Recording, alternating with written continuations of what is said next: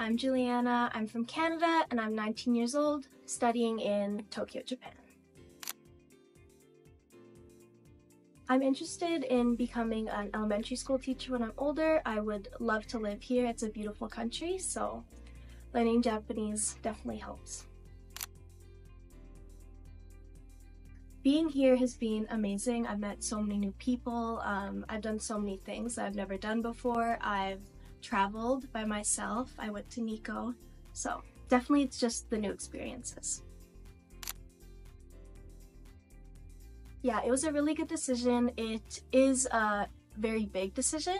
It did take me a long time, a couple of years, to decide if I should come or not. Most kids my age, they go from high school and they go straight to university. So doing this is definitely out of the norm. It's definitely something that not a lot of people do. But I could not be happier that I chose to. It makes my experience so much better. The faster you want to progress, the more you speak, you'll obviously get better quicker. Myself personally, I speak only Japanese in and out of classrooms, unless it's for work or with someone who doesn't know Japanese, but it's helped me improve so fast, definitely.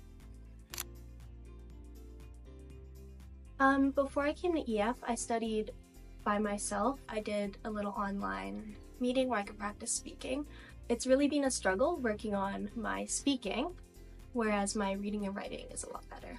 So. In Japan, communication, when you're meeting people for the first time, communication starts off a lot more reserved.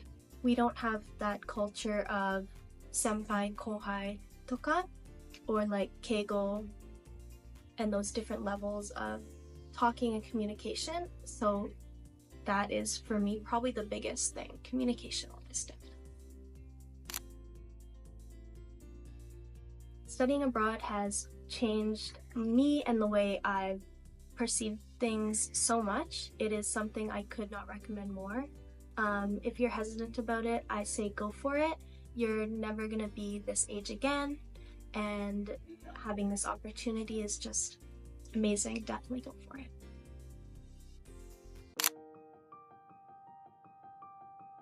I'm staying in a homestay in Tokyo, and I'm here from January till June. The reason I came to study abroad was because I was always interested in Japanese culture. I knew like the cultural differences between Japan and the US are significant. I want to like expand my horizons. I think it's a must-do to come to another country, especially Japan in my opinion, to study abroad or just to like immerse yourself in the culture, learn some new stuff about the world, learn a new language even, and just enjoy the activities that there are to partake in over there. I think it's a little difficult at times, but I feel like it's a really good way for you to learn the language. That's why I think watching like anime in Japanese with Japanese subtitles or reading manga in Japanese is a really good way to study the language, because not only are you immersing yourself in the culture, but while you're doing that, you're learning more about the grammar and the speech patterns and all of that. It's definitely a must to learn mostly in Japanese. I actually think that the little miscommunication situations are funnier than the normal communication, because as I said before, I like talking about like little pop culture things and other people's culture and like speaking little like pieces of their language, but when I get it wrong, it always comes out funnier to them and to me.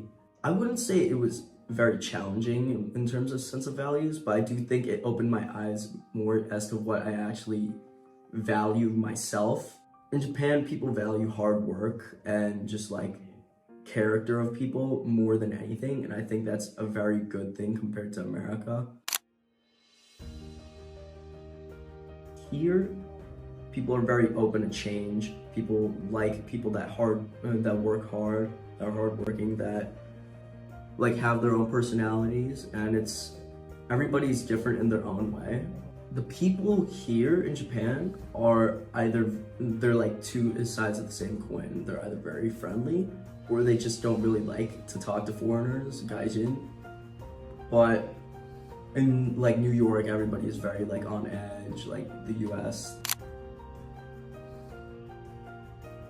To go study across the world, like what's the worst that can happen? In worst case scenario, you come out, you know a good like enough of a language to understand a bit. It's a nice party trick to pull out, even if it like 10 years down the line. And you get to explore a whole new side of like the entire world that you've never seen before. Me, honestly, just probably one of my favorite decisions in my life. Bye bye. Ciao. My name is Brenda, I'm from Germany, I'm 26 years old, and I'm here to talk a bit about my experience. Well, it's always been a dream to go to Japan. I've always watched a lot of anime, and I think that's the case for a lot of people that come to Japan. So it's just always been a dream, but it's been a far away dream because it's really expensive to come, but it's definitely worth it.